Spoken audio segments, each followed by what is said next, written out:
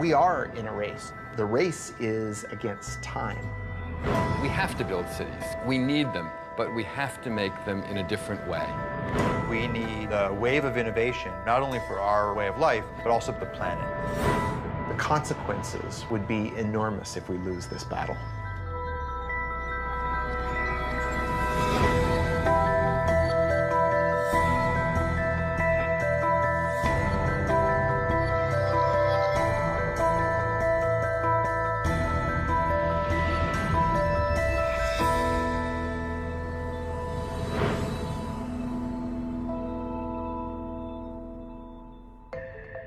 I'm Thomas Getz, executive editor at Wired magazine. At Wired, we look at the innovators and innovations that are changing our world. In the next hour, we'll see 3 stories from acclaimed filmmakers about the future of energy. We'll explore cutting-edge innovations in how we drive, how we live, and in our first story, how we fuel our cars. They are all ideas that promise to shape the path to the world of 2050.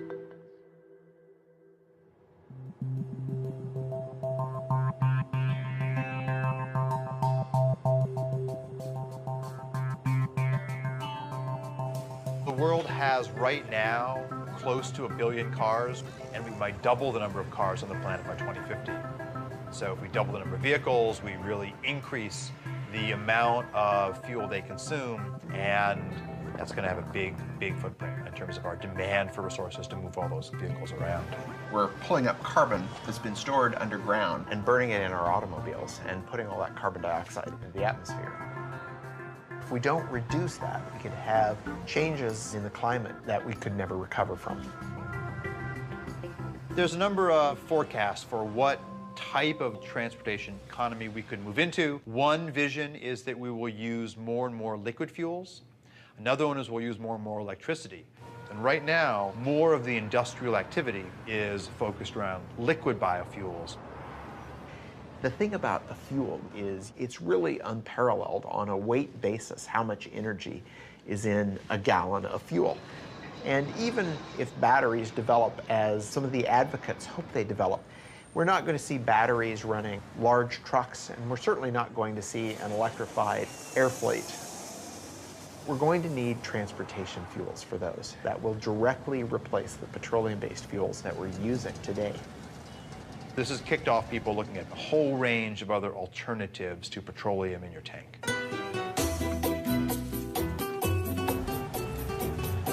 Commercial production of ethanol as fuel started in Brazil in 1975. When we started the ethanol program, nobody talked about reducing emissions. This was not an issue at that time. First, and most important, we didn't have money to buy oil anymore after the first oil shock. We were importers of oil. And today, more than 50% of all cars use ethanol instead of gasoline. Brazil made a very conscious choice to try to find a way to reduce their fossil fuel dependence, and they didn't have to look very far because Brazil's climate is ideal for growing sugarcane. When you have sugarcane plantation, you have only 2 things to make, sugar and ethanol. My family has been in sugarcane business since 1955. And about 30 years ago, I thought there is opportunity to make more ethanol. And now we are producing 120,000 cubic meters of ethanol. Brazil today has very close to 400 sugar mills.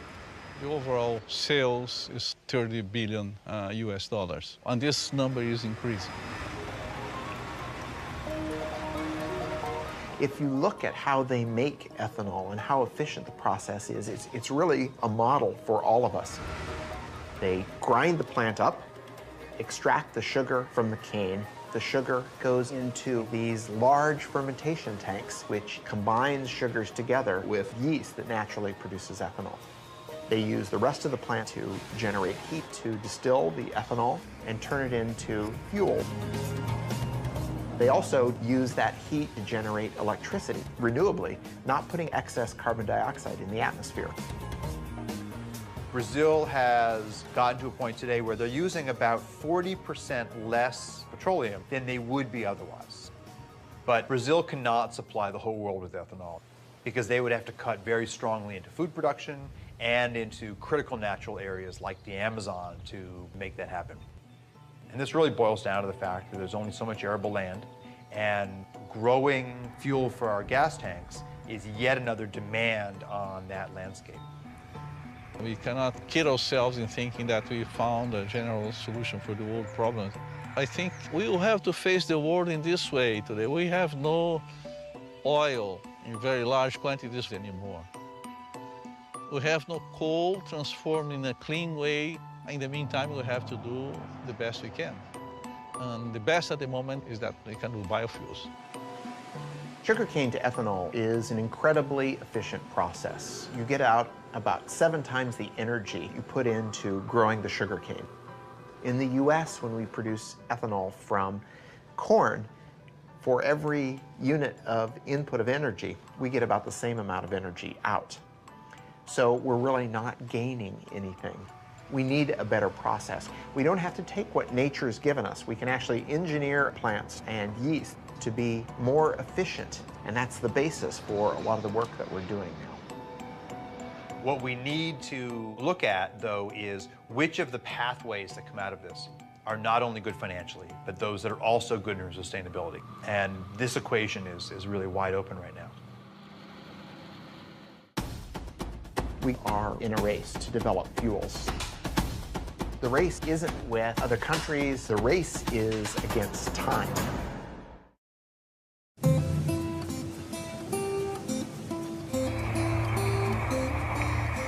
To meet the immediate and future demands, we made the energy solution spring from the ground.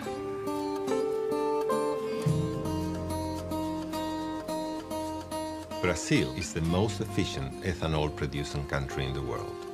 Sugarcane alcohol from Brazil can reduce the total carbon footprint by up to 70% compared with the gasoline.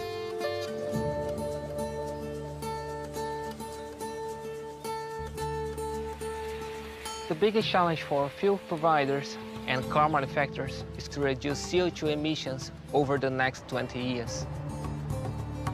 Demand for mobility will continue to grow. We believe that biofuels are very important because they help in an immediate way. All forms of fuel are going to be needed. Hydrocarbons, natural gas, biofuels, all of them are going to be part of the energy mix for the future of transportation.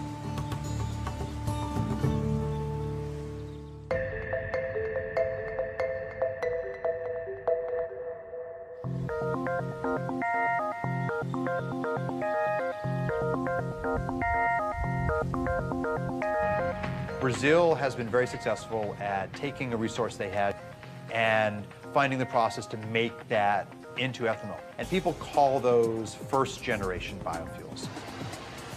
We have lots of lab work around the world that are looking at the second generation. That's generally turning cellulosic material from, for example, weeds into biofuels. And the United States is very much at the forefront of the innovation part of the equation.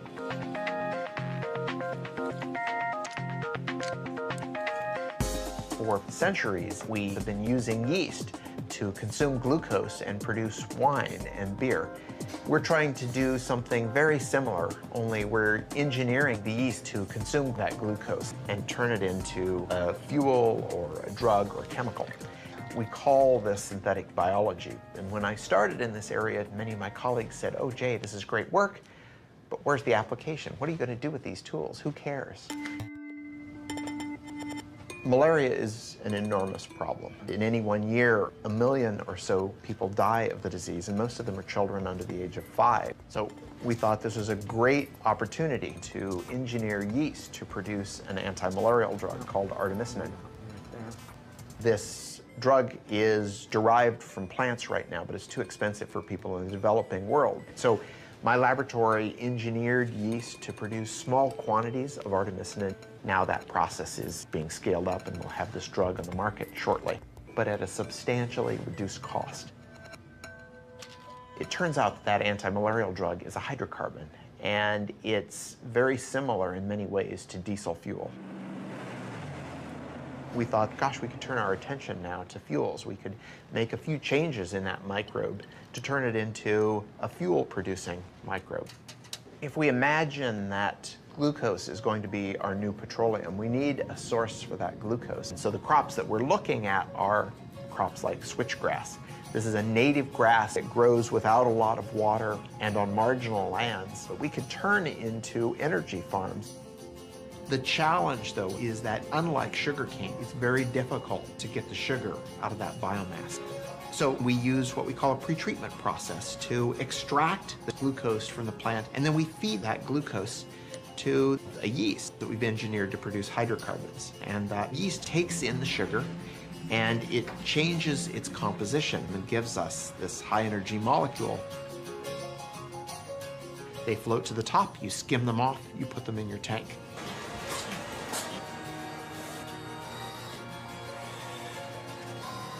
But it takes a lot of work to get from that small test tube all the way up into the million-gallon tank. So we have to give it time, but I think that some of the discoveries that are happening might be applied by the end of the decade.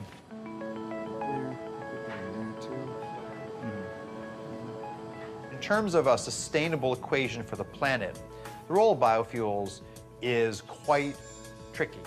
There are a variety of crops that do not compete directly with food, and finding ways to utilize those types of crops first, that's very attractive. So solving the science is part of the story, but then evaluating all of these new fuels in terms of the land use impacts that they could have, that is an even harder story than doing the good science. Imagine that you could have one process that could take in sunlight and carbon dioxide and turn it into fuel. And imagine if that didn't involve growing anything at all. The synthetic biologists are trying to take plants and make them do things that they wouldn't normally do. On the other hand, materials chemists like myself want to do artificial photosynthesis to improve on the process that nature does in real photosynthesis.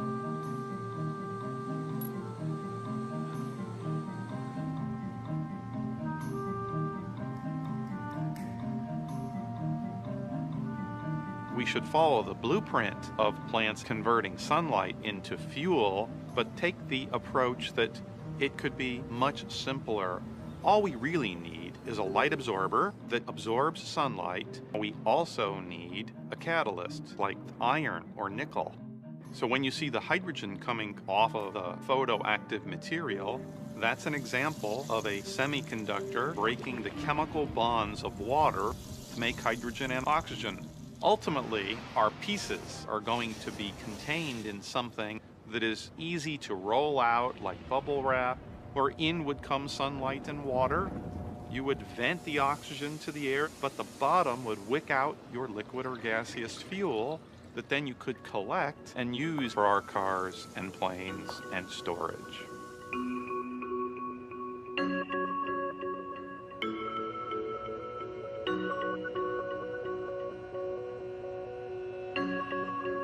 Our goal is within 2 years to have the first artificial photosynthesis solar fuels generator that we can hold in our hands, and then get to scale beyond that time. We're certainly not good at predicting the future, but to me, electric vehicles look like a sustainable option. We've heard proposals about things as far-fetched as nuclear-powered planes, and even some proposals to move freight around with lighter-than-air vehicles. And so, if the future in 2050 does include a fair amount of oil, what it means would be that we haven't deployed as many of these clean technologies as we already know are possible. If you think about how long it's taken for us to build up the petroleum industry, we can't hope to reverse that overnight. It's a huge change in our infrastructure. Yes, we should have been working on it 30 years ago. We didn't. We're trying to make up for that, and that means basic research needs to be done now and by as many people as possible. We have a long way to go, but I'm confident that we'll get there.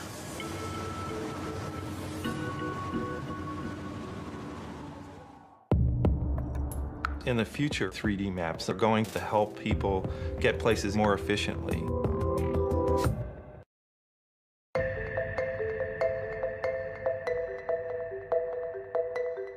As we just saw, the race to produce cleaner energy is charging ahead. In the meantime, demand for cars continues to climb. By 2050, it's predicted there'll be 2 billion cars on the planet, and fuel consumption will have tripled. To keep pace, we'll have to radically change the way we drive. Here's our next story, Driven by Design.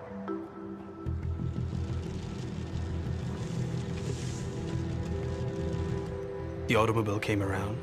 In many ways, it was the future. We thought of it as one of the more positive changes that had happened to society. Suddenly, our ability to get a job changed. We can live farther away with bigger plots of land, with better quality of living. It all looked quite good. But there are limitations to swearing by the car. If it gets congested, your quality of life drops immediately. To spend so long in the car, it's very inefficient use of fuel consumption. Things stop making sense all of a sudden. It doesn't bring you closer to where you want to get. It actually sometimes brings you farther. The average American spends nearly 300 hours a year in their car, 38 of them stuck in traffic. Annually, congestion consumes over $1 billion in gasoline in the United States alone. The inefficiency caused by traffic, both financial and personal, is enormous. Dirk Sheehan and Carmen White's story is not that unusual today. Dirk works an hour and a half away in Warrenville, Illinois. Generally, he wouldn't leave work until 6 or 6:30, and I would say a usual time for him to get home is around 8. Usually when I wake up, I'm the only one up. Sometimes the kids wake up with my routine. More often than not, I don't see them in the morning. I think about my commute when I wake up. I check the traffic report, see if there's any delays. The worst case scenario, it takes me 2 hours to get to work. We are already so limited in the amount of time he can spend with the kids. And our expenses are crazy high. We are spending $400 a month on gas. It takes away from our food budget, and we never paid for gas like that before, ever. There's technology that would allow me to spend less time in the car, spend less money on gas, and spend more time at home. I'd be all for that. The cost of traffic is people's time, it's fuel wasted, it's an emotional toll, it's a frustration. Utilizing the roads more intelligently is a much more efficient approach to the inability to have supply keep up with traffic demand. If you took a satellite picture of the highway, you can see that there's actually a lot of open space. And if we had the technology for cars to drive more closely but safely, then you could increase the utilization of the road network. What this means is that to be more efficient, to use less fuel, we need to see the road differently. We need cars that can navigate through the urban landscape in a radically different way.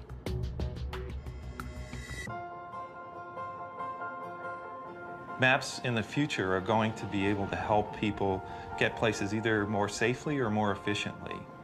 Today, it just helps you get from point A to point B. But what if I want to get someplace and use the least amount of fuel possible? Or if I've got a hybrid vehicle, I want to make sure I've got plenty of charge, not only get there, but to get back home. So information that is going to help people achieve the more efficient or the safer route is more detailed information about the road than a lot of people realize is possible to collect today.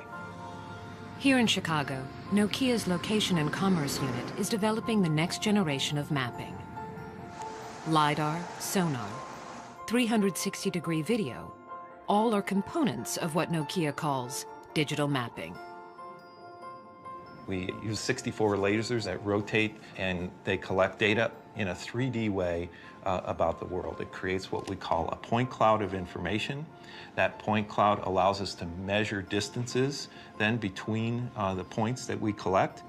That system combined with the cameras, with higher precision location detection through inertial measurement units, that whole data system allows us to collect 1.3 million points of data per second. Probably within 2 to 3 years, you're going to see 3D maps that are going to integrate the traffic information into your routing to help you understand. If I've got 5 different routes to take, which one is the most efficient today, given the way the stoplights are running, given the way traffic is running?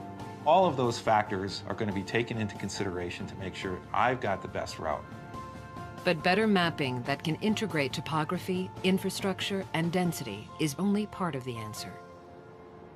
Another key to improving transport efficiency is building cars that drive themselves.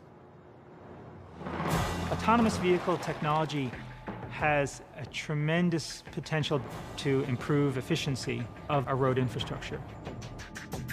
By removing humans from the equation, we eliminate all the things we do wrong behind the wheel. Speeding, changing lanes too often, merging haphazardly. And by marrying autonomous vehicles with sophisticated 3D maps, we can make driving safer and more energy efficient. That next generation vehicle is being built right now by the Swedish trucking company, Scania.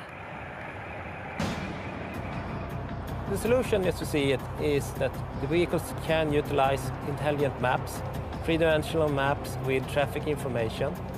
The vehicles will be intelligent and communicate with each other. They will talk to each other, they will talk to the infrastructure. And we will see completely autonomous driven vehicles.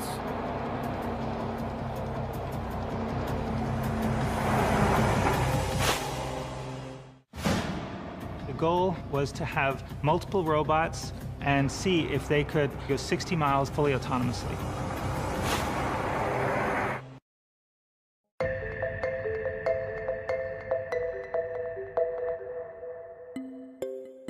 By displaying traffic density in the urban infrastructure in a revolutionary way, 3D digital maps will help create a more fuel-efficient future.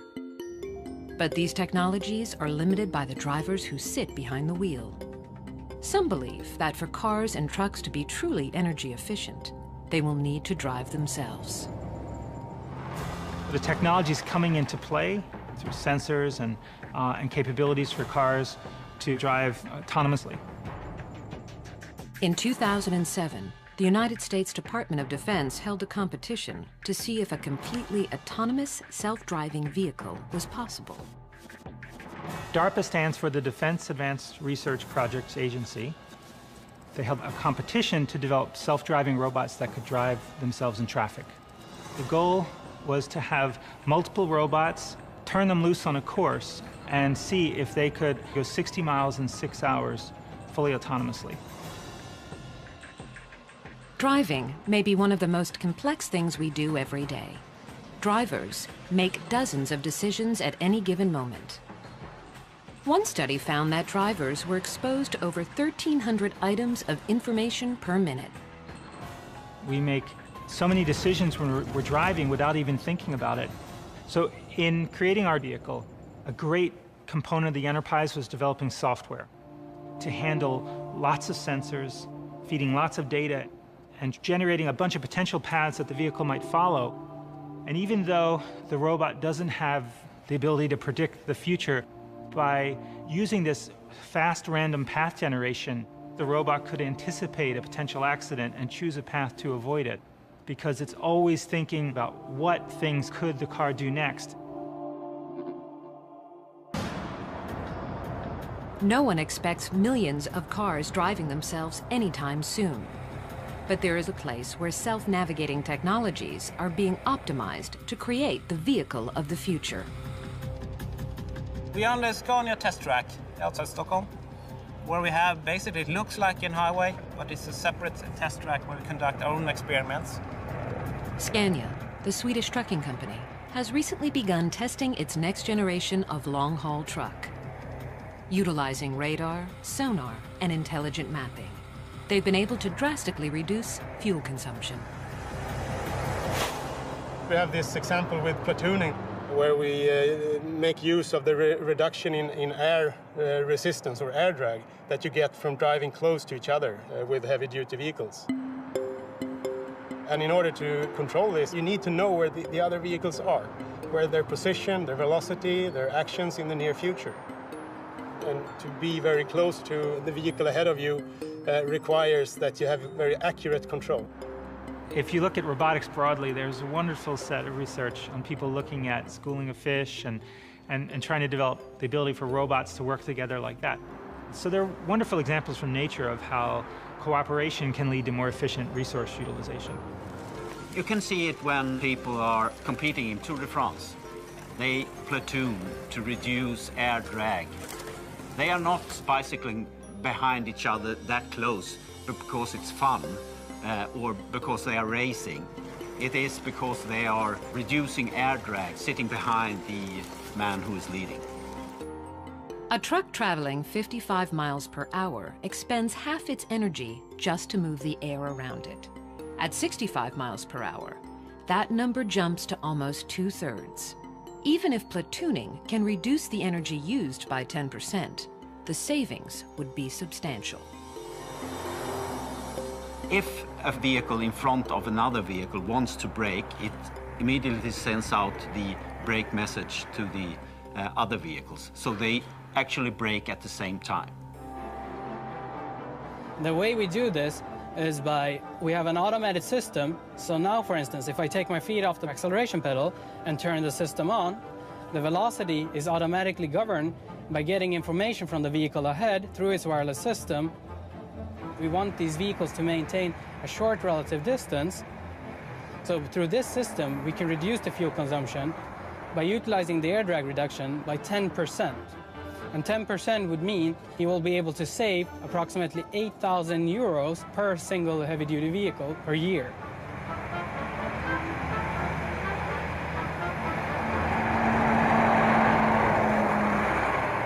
It may be some time before autonomous vehicles make up the majority of cars on America's highways.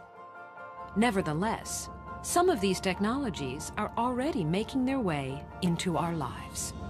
Now, this polar baby wants to sleep. Do you get to pick up books every day, or is it just something I get to pick out books sometimes. Okay. When we look toward the future, the systems will absolutely make it safer and more efficient and less costly for you, and also make your life easier because you're spending less time on the roads. The city begins to talk, begins to tell you where is there congestion, what's going on in different areas of town. Suddenly, the car becomes a part of a much bigger ecosystem. We can look at how cars interact with other cars, how car interacts with infrastructure, and us, the drivers, can start to make smart decisions about how to move around. Suddenly, mobility becomes a whole other thing. No matter how much money they have, no matter how much oil they have, everybody has to go in a different direction.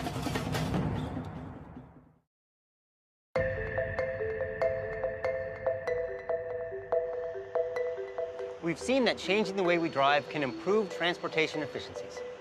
But what if we change the way we build and live in our cities? That's the subject of our next story, Searching for Utopia. We'll travel to the United Arab Emirates and discover a city rising out of the desert. Let's take a look. Masdar City in Abu Dhabi will be the city of the future and the role model for the world. Once you see what they've envisioned for this utopian city, it's very impressive. It's carbon neutral, pedestrian friendly, and powered by renewable energies. But I do notice we're going to have to change our relationship with cars. Welcome to Masdar City. أهلا بكم في مدينة مصدر.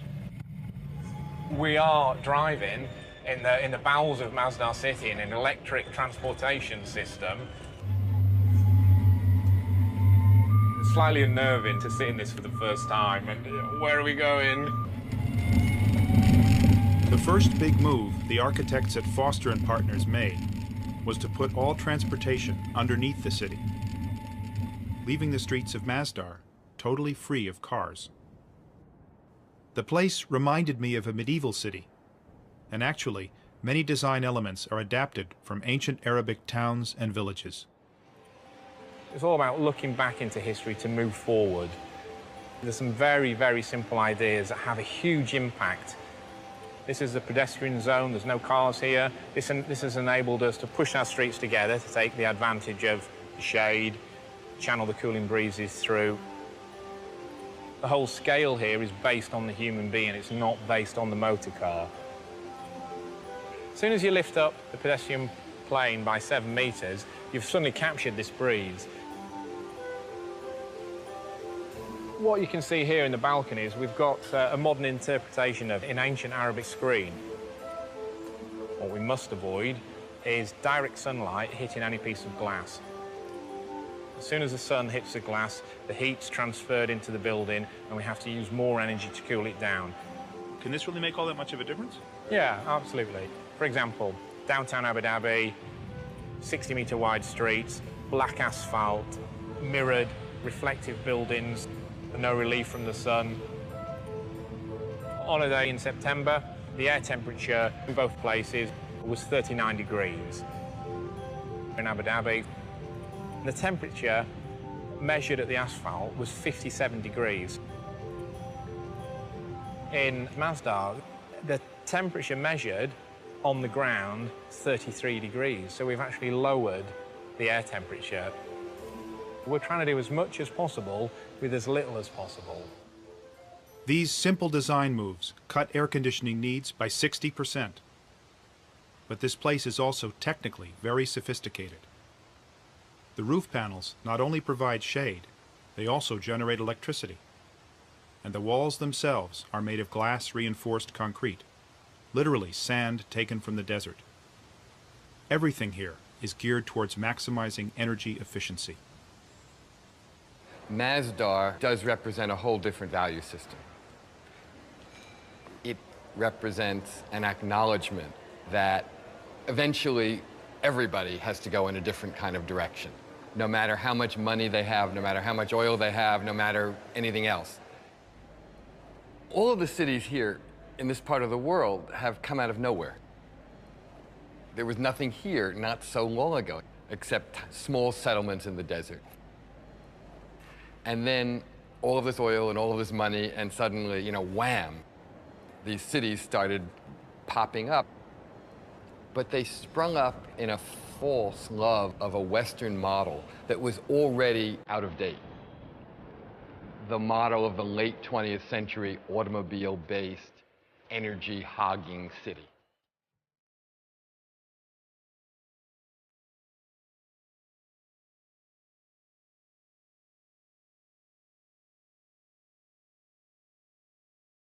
For most of the world, energy is very expensive.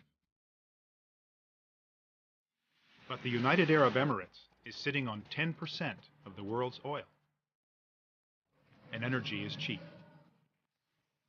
So cheap, you can run a ski slope in a shopping mall and build the world's tallest skyscraper.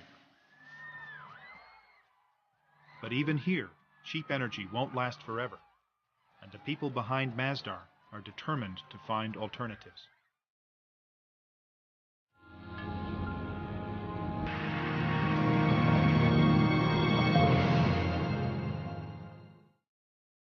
In the future, Masdar hopes to get energy from this prototype called the Solar Beam Down.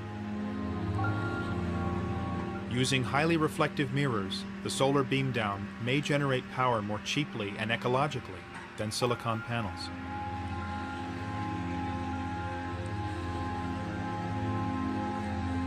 The mirrors bounce the sun's rays up to the tower and then down to a point.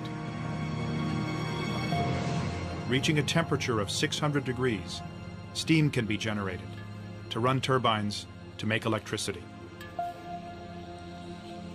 There's just one problem. Neither of these solar technologies work at night. So Masdar needs to draw power from the grid when the sun goes down. And that power comes from natural gas. The reality is, it's just not yet possible to power Masdar entirely without fossil fuels.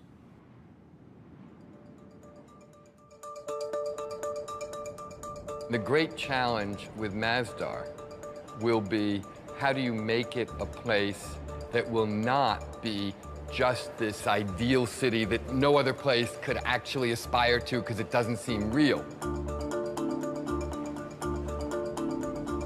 What Masdar has to be is a laboratory that develops things that then can be applied in existing cities all around the world, because that's where it will pay off.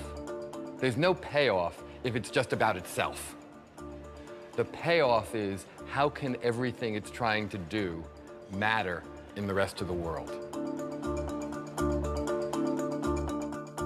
Right now, there's only a store, 2 restaurants, a bank, and a few hundred students living here. It's too early to tell if Masdar will work as a city when it's finished. But much has been achieved. They are carbon neutral and largely powered by renewable energies. Solutions here won't work everywhere, though. Many cities are in cold climates, and cooling is not their energy problem. They need to let sunlight in, not keep it out. Cities like Los Angeles or Houston are built around cars. Can Masdar's lessons be applied to them? Still, it's a step in the right direction, and it's impressive that this step is being taken by a country that doesn't need to take it. I met a guy who said actually they did need to take it. He took me to the desert to explain. God says, وَعَرَضْنَا الْأَمَانَةَ عَلَى السَّمَاوَاتِ وَالْأَرْضِ وَالْجِبَالِ. God talks about man's place in the universe. That this world is a trust. And God offered this trust to the mountains, to the heavens, to the land, to earth. And all refused it, refused to take this trust. But man, being adventurous, a bit vain, maybe too ambitious, being man, accepted it. Now, accepting it, there is a responsibility.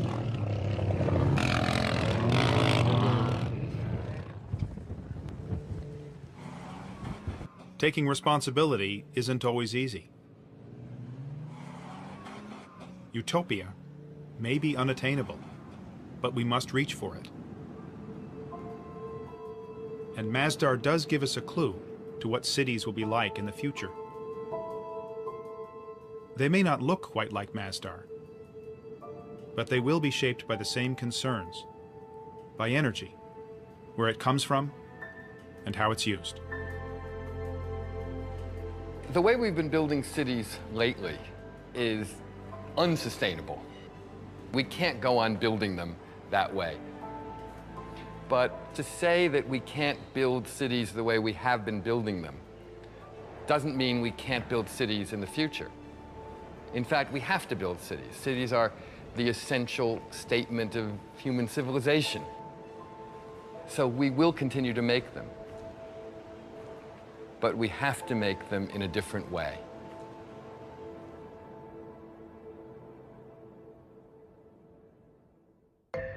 What we've seen is that the world of 2050 won't look drastically different from the world today. But the challenges of a growing population and increased energy use demand real solutions. It's innovations like those we've just seen that will be critical in charting our path to the world of 2050.